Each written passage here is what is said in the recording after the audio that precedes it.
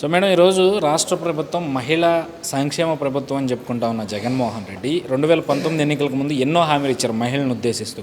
ఈరోజు వాటన్నిటిలో కూడా విఫలమయ్యారన్న ఏదైతే ఆరోపణ ప్రభుత్వం మీద విపరీతంగా ఉన్నాయి. మరి ఒక మహిళగా ఈరోజు ప్రభుత్వం అనుసరిస్తున్న విధానం మహిళల పట్ల మీరు ఎట్లా చూస్తారు? ఎన్నికల ముందు అనేక హామీలు ఇచ్చారు ఆయన ప్రచారంలో భాగంగా. మేము అధికారంలోకి వచ్చినట్లయితే మహిళా సాధికారతే మాకు ముఖ్యం, మహిళా అభివృద్ధి కోసం మేము పాటుపడతామని చెప్పడం జరుగుతుంది. తీరా ఆచరణలో చూసుకున్నట్లు అవన్నీ శూన్యంగానే కనిపిస్తుంది పరిస్థితి మనం చూస్తున్నాం. దాంట్లో ఒక్కొక్కటి మనం చూసుకుని ప్రధానమైన అంశం మద్యం.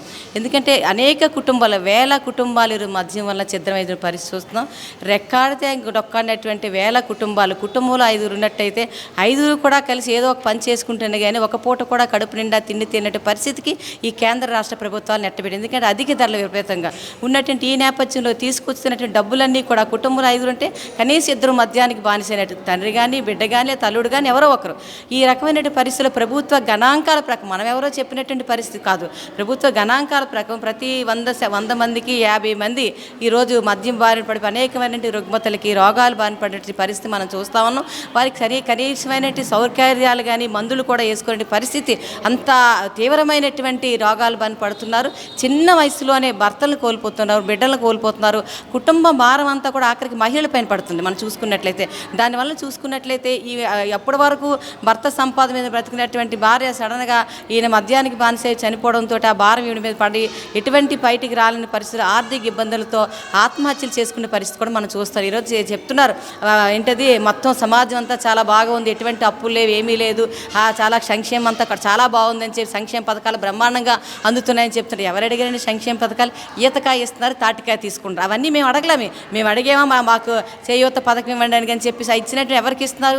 అర్హులైన వారికి ఎవరికి కూడా ఇవ్వట్లేదు. ఈరోజు చూసుకున్నట్టయితే పెన్షన్లే మనం ఉదాహరణ తీసుకుందాం. ఆ పెన్షన్లు ఇస్తున్నారకి పెన్షన్లు 3,000 రూపాయలు ఇస్తున్నారు కాబట్టి వాటిని ఎట్లయినా తగ్గించాలనే ఉద్దేశంతో రకరకాల కారణాలు చెప్తున్నారు. ఈరోజు కారు ఉందని ఇంట్లో కారు ఉంది కాబట్టి నీకు పెన్షన్ కట్ చేస్తున్నాం, కరెంటు బిల్లు ఎక్కువ అవుతుంది కాబట్టి మీకు పెన్షన్ కట్ చేస్తాం అని. ఈరోజు ప్రతి ఒక్కరికి కూడా ప్రతి ఇంట్లో కూడా ఇది టీవీ దగ్గర నుంచి ఫ్రిడ్జ్ దగ్గర నుంచి అందరూ కూడా ఏదో ఒక రక పద్ధతులు తీసుకుని ఈ నేపథ్యంలో కరెంటు బిల్లు ఖచ్చితంగా పెరుగుతుంది. ఈ సంక్షేమ పథకాలన్నీ ఇస్తున్నామని చెప్తూ మరొక వైపు అర్హులైన వాళ్ళందరికీ కట్ చేస్తూ ఏదైతే మద్యం వద్దు, మద్యాన్ని ఏరిలై పారిస్తున్నారో మద్యాన్ని నిషేధించండి, దానితోటే మీరు ఓట్లు గడించి గద్దెనెక్కించారని చెప్పేసి మనం అడుగుతుంటే దాన్ని అభివృద్ధి చేస్తే తీసుకొచ్చారు. అవి బెల్ట్ షాపులు రద్దు చేస్తే నిషేధం పక్కన పెట్టండి, కనీసం నియంత్రణ దిశగా కూడా చర్యలు చేపట్టలేదు. కేవలం 5 స్టార్ హోటల్కి మాత్రమే వీటిని పరిమితం చేస్తామని చెప్పారు.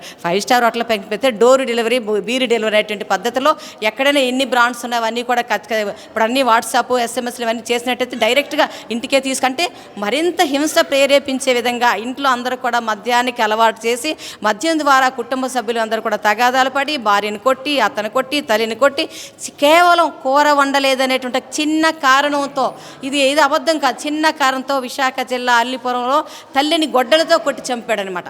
అలానే కూరలో ఉప్పు వేయలేదని, లేకపోతే నేనేటప్పుడు కూర వండలేదని, ఇట్లా చిన్న చిన్న కారణాలు. ఇంకొకటి ప్రధానంగా మనం చెప్పుకోవాల్సింది, ప్రభుత్వానికి తెలియదా అని అడుగుతున్నాం. తాగినటువంటి మైకంలో 3 ఏళ్ల పసికొందని వదలట్లేదు, 80 ఏళ్ల ముదిసెల్ని కూడా వదలట్లేదు. అడిగితే పోలీసులు తర్వాత వాళ్ళు రికార్డులు ఏం చెందారు, తాగున్నాడండి లేకపోతే తప్పు చేయడేమో అని. మరి అటువంటి తాగి ఇన్ని అనర్థాలకు, రోడ్ యాక్సిడెంట్లకి, అత్యాచారాలకి, క్రైమ్ రేటుకి పెరిగిపోయిన ఈ మద్యాన్ని ఎందుకు నిషేధించట్లేదు? కేవలం ఆదాయ వనరుగా చూసుకుంటారు తప్పించి ఇంతమంది ప్రజలు ఇబ్బందులు పడుతుంది, ఇంతమంది కుటుంబాలు నాశనం అయిపోతున్నాయి, చిన్న వయసులోనే చితికిపోతున్నారు, అన్యాయం అయిపోతున్నారు, ఎక్కడా చూడలేంటి పరిస్థితి మేము అడుగుతున్నాం. ఒకటే మహిళగా కానీ మేము జగన్మోహన్ రెడ్డి గారు తెలియజేస్తాం, నేను అన్నా జగనన్న వస్తాడు, నేను విన్నాను, నేను ఉన్నాను, నేను వస్తున్నాను అన్నారు కదా, మీరు ఏం విన్నారు, ఏం ఉన్నారు, ఏం వచ్చారు, ఏం చూస్తారని మేము ప్రశ్నిస్తూ ఉన్నాం. ఆంధ్రప్రదేశ్ మహిళా సమైక్య ఒక మహిళగా మేము చెప్తాం, మీరు మాకు పథకాలు ఏమి సంక్షేమ పథకాలు ఇచ్చినా ఇవ్వకపోయినా పర్వాలేదు, ఎవరైతే అర్హులు ఉన్నారో వాళ్ళకి సంబంధించి పథకాలు ఇవ్వండి. అలాగనే ప్రధానమైనటువంటి అంశం మద్యాన్ని నిషేధించకపోయినట్లయితే గత ప్రభుత్వం, తెలుగుదేశం ప్రభుత్వంకి ప్రజలు ఏ రకమైన బుద్ధి చెప్పారో ఖచ్చితంగా గద్దె దించే కాలం సమయం మీకు ఆసన్నమైందని చెప్పి సందర్భంగా ప్రభుత్వానికి హెచ్చరిక చేస్తా ఉన్నాం. ఒక పక్క మద్యపాన నిషేధం చేసే ఓట్లాడుతున్న జగన్మోహన్ రెడ్డి ఈరోజు సిద్ధం అనే కార్యక్రమం అంటూ కూడా మళ్ళీ ఓట్లాడుగే ఏదైతే ప్రచారం అయితే మొదలుపెట్టిన పరిస్థితి, దీన్ని ఎట్లా చూస్తారు? ఏరు దాటిన తర్వాత తెప్ప తెగలేశారు అక్కడ మన దాని ఓట్లు మొదటి సంతకం ఏం చెప్పారు, మద్యపాన నిషేధం మీద మొదటి సంతకం చేస్తామన్నారు. అయిన తర్వాత ఉన్నటువంటి మహిళా కామ్రేడ్స్ అందరూ కూడా కేకులు కట్ చేశారు, సంబరాలు చేసుకున్నారు. బ్రహ్మాండంగా మేము వచ్చాం కాబట్టి ఇది అయిపోతుందని చెప్పేసి. కానీ ఎక్కడది ఇవ్వలేదు. తర్వాత వాళ్ళే సొంతంగా షాపులు పెట్టి నడిపిస్తారు. టైమింగ్స్ కూడా మీరు ఒకటి గమనించాలి. ప్రజలకు కావాల్సినటువంటి మందుల షాపులు ఏవి కూడా టైంకి మనకు ఉండవు, 24 గంటలు ఉంటాయి. కానీ ఇవి 6 గంటలకి ఆ పరిశీలన కూడా మేము చేసాం మహిళా సమాఖ్యగా. అసలు ఎన్ని గంటలకి మద్యం షాపులు తెరుస్తున్నారు, ఎన్ని గంటల వరకు దీన్ని మోస్తున్నారంటే 7 గంటలకి ఒక్కొక్క ప్రాంతంలో 6 గంటలకే ఓపెన్ చేస్తామట. మళ్ళీ రాత్రి 12 అంతవరకు. అంటే మీరేమి ప్రజలకు ఏమి ఇవ్వదలుచుకుంటున్నారు, అనారోగ్యం ఇవ్వదలుచుకున్నారు. వాళ్ళందరూ కూడా వాళ్ళ తాలా కేవలం ఆంధ్రప్రదేశ్ని మధ్యాంధ్రప్రదేశ్గా తీర్చిదిద్దేస్తున్నారు. ఇంకో పరిస్థితి ఎక్కడో కనిపించట్లేదు.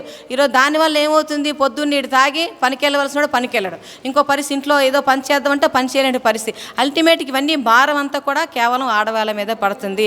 మహిళ అభివృద్ధి మాకు ముఖ్యం, మహిళల సంక్షేమం మాకు ముఖ్యం, మహిళలకు పెద్ద పేట వేస్తే ఇవన్నీ కూడా ఎక్కడ కూడా తొంగలో తొక్కున తప్పించవన్నీ ఎక్కడ ఆచరణలో కూడా కనిపించలేదు. నిజంగా మీకు చిత్తశుద్ధి ఉన్నట్లయితే మళ్ళీ చెప్తున్నారు, మళ్ళీ వస్తున్నారు. వాడవాడికి ఎన్నికల స్టంట్ అప్పుడే ప్రారంభమైంది.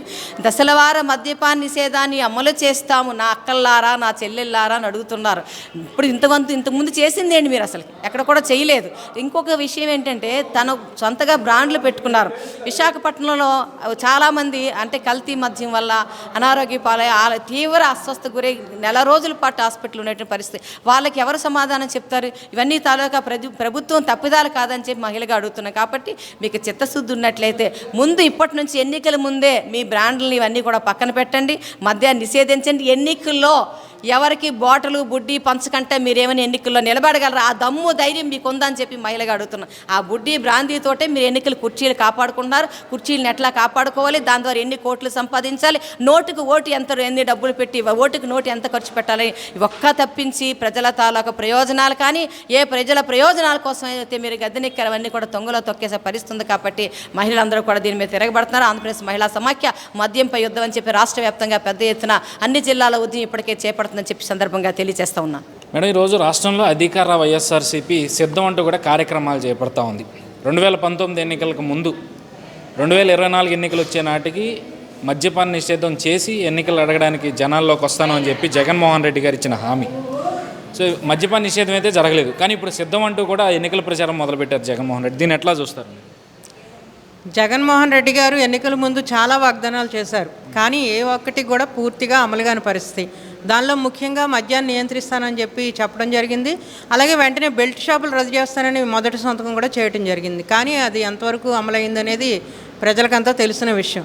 కానీ ఆయన వచ్చిన తర్వాత మద్యాన్నే ఎక్కువ పెంచి పోషిస్తున్నారు. మనం ఎక్కడ చూస్తే అక్కడ షాపులు వచ్చినాయి. మరి గవర్నమెంట్ తరఫునే షాపులు పెట్టించి ముఖ్యంగా వాళ్ళ అనుచరులతోనే మరి వాళ్ళ సొంత బ్రాండ్తోనే కూడా కల్తీ మద్యాన్ని తయారు చేపించి తక్కువ రేట్లకి ప్రజలకి అమ్మే పరిస్థితికి తీసుకొచ్చారు. మరి దాని మీద కోట్ల రూపాయల ఆస్తులు మరి అక్కడ తాడేపల్లి ప్యాలెస్కి వెళ్తున్నాయని చెప్పి అందరూ చెప్పుకునే విషయం, తెలుసున్న విషయం. మరి మా ఇటు చూస్తే మహిళలను ఉద్ధరిస్తానని చెప్పి మహిళలకి అవి చేస్తాను ఇవి చేస్తానన్న ఆయన ఈ మద్యం వల్ల మహిళలు అనేకమైన ఇబ్బందులు పడుతున్నారు. మనం చూస్తున్నాం, ఒక కుటుంబంలో ఒక మనిషి మద్యానికి బానిస అయితే కుటుంబం కూడా మొత్తం అంతా రోడ్డును పడే పరిస్థితి. మరి అనేక మంది మహిళలు వితంతువులు అవడానికి కారణం కూడా మద్యం అని చెప్పి సర్వేల్లో చెప్తున్నారు. అలాగే ముఖ్యంగా మద్యం వల్ల చిన్న పిల్లల దగ్గర నుంచి పసి పిల్లల దగ్గర నుంచి ముసలి వాళ్ళ వరకు కూడా వారిపై అత్యాచారాలు జరుగుతున్నాయి. మరి అది కూడా మద్యం వల్ల అని చెప్పి గవర్నమెంట్కి తెలుస్తున్న విషయమే. ఇవి మరి ముఖ్యంగా చదువుకునే పిల్లలు, కాలేజీకి వెళ్ళే పిల్లలు కానీ వీళ్ళందరికీ కూడా ఇప్పుడు కొత్తగా పుట్టుకొచ్చిన ఈ పార్టీల వల్ల వాళ్ళకు కూడా మద్యం అలవాటయ్యి, అలాగే ముఖ్యంగా మత్తు పానీయాలు గంజాయి లాంటివి అవి కూడా అలవాటయ్యి పిల్లల భవిష్యత్తులు కూడా నాశనం అయ్యే పరిస్థితి. మరి ఆ కుటుంబంలో మనిషికి ఈ మద్యం వల్ల అనేకమైన రోగాలు వాళ్ళకి వస్తున్నాయి. మరి ఆ రోగాలు కనీసం వెళ్ళి మన హాస్పిటల్కి వెళ్ళి చూపించుకునే పరిస్థితిలో లేక అనేక మంది చనిపోయే పరిస్థితి. ఇవన్నీ కూడా తెలుసున్నా కానీ జగన్మోహన్ రెడ్డి గారు ఇంతవరకు కూడా మద్యాన్ని నియంత్రించే పరిస్థితి రాలా. మరి ఆయన ఏం చెప్పారు, నేను మళ్ళీ 2005 ఎన్నికలు వచ్చినప్పుడు మొత్తం మద్యాన్ని పూర్తిగా నిషేధిస్తానని చెప్పి మాట ఇచ్చారు. కానీ ఆయన ఇప్పుడు రేపు వచ్చే ఎన్నికల్లో ఏ మొహం పెట్టుకొని వచ్చి మళ్ళీ ఓట్లు అడుగుతారు మహిళలని చెప్పి మేము అడుగుతున్నాం.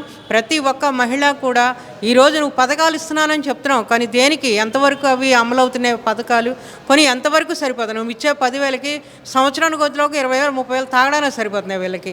అవేమి వాళ్ళకి ఉపయోగపడే పరిస్థితుల్లో కనుక ముఖ్యంగా మహిళలకి నిత్యావసర వస్తువులు ధరలు తగ్గించాలి, అలాగే మద్యాన్ని పూర్తిగా నిషేధించాలని చెప్పి మేము కోరుతాం. ఏదైతే మద్యపాన నిషేధం ఉన్న జగన్మోహన్ రెడ్డి వచ్చే 15-20 ఏళ్లకి తాగుబోతుల మీద అప్పులు తీసుకొచ్చి రాష్ట్రాన్ని నడుపుతున్న పరిస్థితి. అంతేకాకుండా మద్యం మీద వచ్చే ఆదాయంతో ఈరోజు రాష్ట్రాన్ని నడుపుతున్నారన్న ఇది కూడా ఉంది. అంటే ఇది ఎంతవరకు కరెక్ట్ అనుకోవాలి? అవును, 25 సంవత్సరాలు తాకట్టు పెట్టాడు మద్యం పట్టి దాని అంటే 25 సంవత్సరాల వరకు కూడా ఈ మద్యం ఇలాగే అంచెలంచెలుగా పెంచుతూ పోతారు తప్పితే అంచెలంచెలుగా దించే పరిస్థితి ఏమీ కనిపించట్లేదు.